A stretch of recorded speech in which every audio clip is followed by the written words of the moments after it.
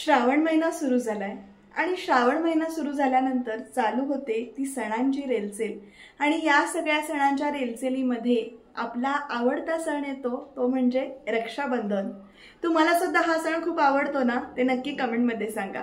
आणि या सणांच्या निमित्ताने मला तुमच्या समोर काही आठवणी शेअर कराव्याशा वाटल्या किंवा काही गोष्टी पुन्हा उजळणी करावीशी वाटली त्या आठवणींची, आणि त्यामुळे आजचा हा स्पेशल व्हिडिओ खास रक्षाबंधनाच्या आठवणी।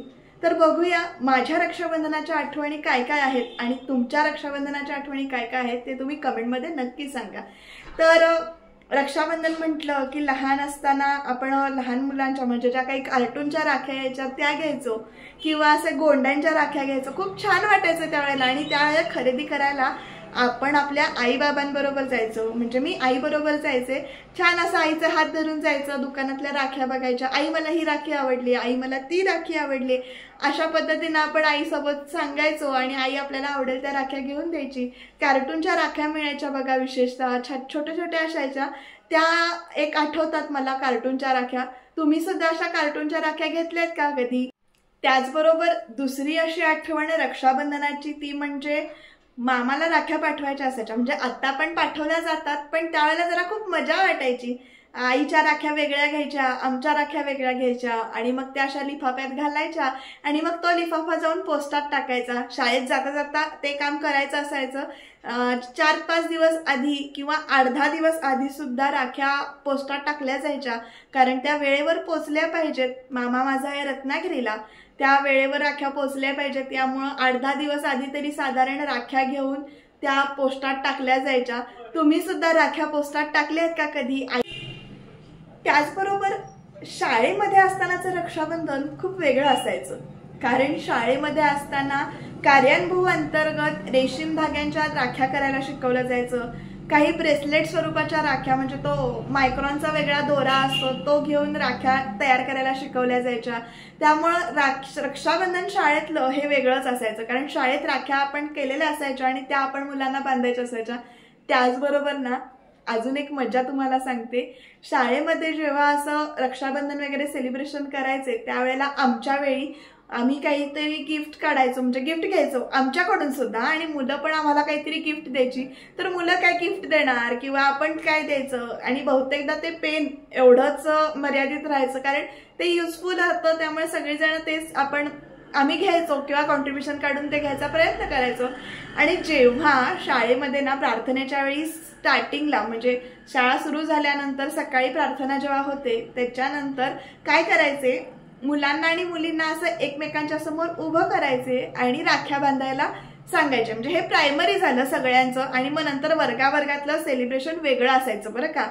तर त्या वेळेला अर्थातच असं म्हणतात की शाळेत पण प्रेम फुलतं किंवा शाळेत पण घडलं जातं प्रेम, तर त्या पद्धतीनं जर अशी म्हणजे ते वयच असतं ना नकळत मुलांचं त्या वयामध्ये येण्याचं, तर त्या निमित्ताने काही चिडवाचिडवी म्हणजे अरे मला हिनं राखी बांधली तर, किंवा आता ह्याला राखी बांधायची, अशा दोन्ही प्रकारचे तिथे कुजबूज चालू असायची बरं का।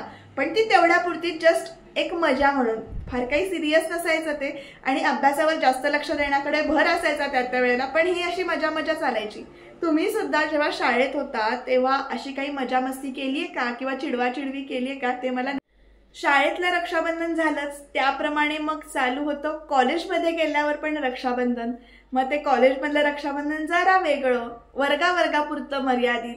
म्हणजे यावेळेला कसं असायचं, शाळेमध्ये कसं असायचं, काही वेळेला मोठ्या मुलांना पण राखी बांधायचो, तर कॉलेजमध्ये तसं नसायचं। ठराविक जी काही मुलं आहेत जी ओळखीची आहेत, अगदी त्यांना आपण जी भाऊ मानू शकतो अशी जी आहेत त्यांना राखी बांधली जायची।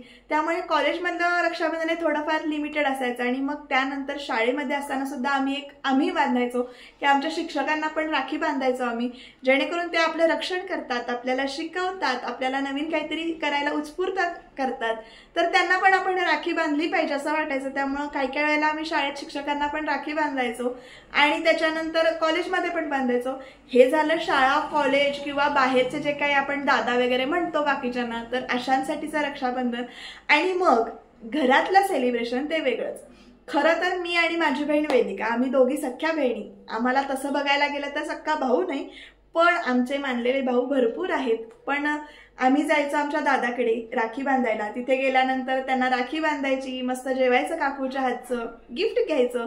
गिफ्ट दिलं तरी आनंद, नाही दिलं तरी आनंद। आणि नंतर जे कोणी आमचे बाकीचे दादा लोक होते त्यांना आम्ही राखी बांधायचो आणि त्याच्या बदल्यात आम्हाला मिळायचं भरपूर सारं कॅडबरी सेलिब्रेशन, जे पण अजूनही मिळतं। आता तर वीरा ऍड झाली आहे, वीरामुळे राखी बांधली गेली तरी वीराला कॅडबरी सेलिब्रेशन मिळतं, त्यामुळे त्याच्यावर ताव मारायला मला आवडतं। तुम्ही सुद्धा कॅडबरी सेलिब्रेशन खाता का ते कमेंट मध्ये नक्की सांगा बरं का। तर भरपूर सारं कॅडबरी सेलिब्रेशन मिळतं बरं का, म्हणजे बऱ्यापैकी बॉक्स आमच्याकडे म्हणजे माझ्याकडे भरलेले असायचे आधी कॅडबरीचे।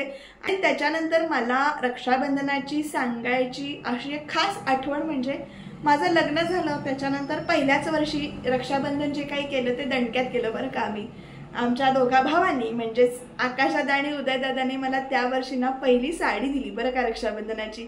आजपर्यंत साडी रक्षाबंधनाला भेट कोणी दिली नव्हती आणि ती पहिली साडी स्पेशल आहे, कारण त्या दोघांनी इतक्या वर्षात पहिल्यांदा एकच गिफ्ट दिलं होतं जे अजूनही लक्षात आहे माझ्या। आणि मला ती साडी आवडते, ती बऱ्यापैकी नेसण्याचा माझा प्रयत्न असतो, त्यामुळे हे लक्षात राहिलेलं गिफ्ट जे आहे ते साडी हे मला कायम लक्षात राहील।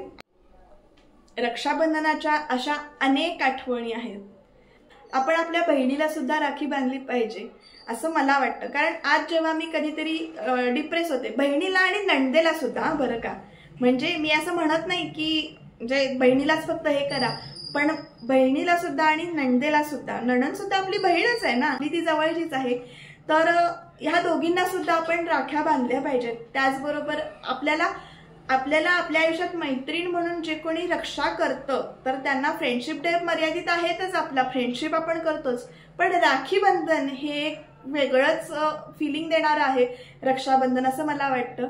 आणि त्याच्याच दृष्टीने आता टीव्हीवर मालिकांमध्ये पण सांगितलं जातंय, जसं काही अंतरपाठमध्ये गौतमी म्हणते की बहिणीला आपण राखी बांधली पाहिजे, जी आपल्या पडत्या काळात आपल्याबरोबर ठामपणे उभी राहते, तर तिला आपण राखी बांधली पाहिजे।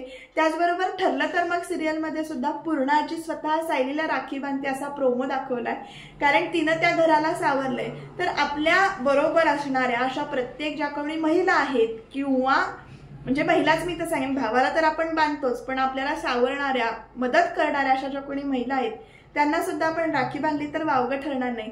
मी यावर्षी ठरवलंय की एक राखी मी वेदिकासाठी घेईन आणि एक अनुसाठी नक्की घेईन। अनु इथे नाहीये, पण ती जेव्हा केव्हा येईल तेव्हा मी तिला ती नक्की राखी बांधेन, कारण ह्या दोघी माझ्या पडत्या काळामध्ये, म्हणजे मला जेव्हा काही डिप्रेस वाटत असतं किंवा मला खूप त्रास होत असतो, तर ह्या काळामध्ये ह्या दोघी माझ्या पुढे कायम उभ्या असतात आणि मला मोटिवेट करत असतात।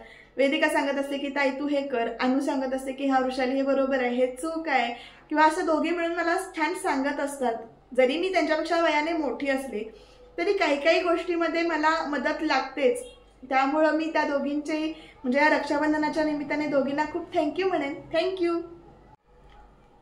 तर अशा पद्धतीने तुम्ही रक्षाबंधनाच्या आठवणी नेमक्या कुठल्या जपल्या आहेत, तुम्हाला कुठल्या रक्षाबंधनाच्या आठवणी सांगाव्याशा वाटतात त्या मला नक्की कमेंटमध्ये सांगा। आणि मी सांगितल्याप्रमाणे असं आगळं वेगळं रक्षाबंधन सुद्धा करण्याचा प्रयत्न करा, नात्यांची वीण आणखीन घट्ट रीतीने बांधली जाईल। तुम्हाला काय वाटतं या विषयावर ते कमेंटमध्ये नक्की सांगा। आणि व्लॉग म्हणा किंवा असे व्हिडिओ आहेत ते शेवटपर्यंत बघत राहा, चॅनलला नक्की सबस्क्राईब करा। बाय।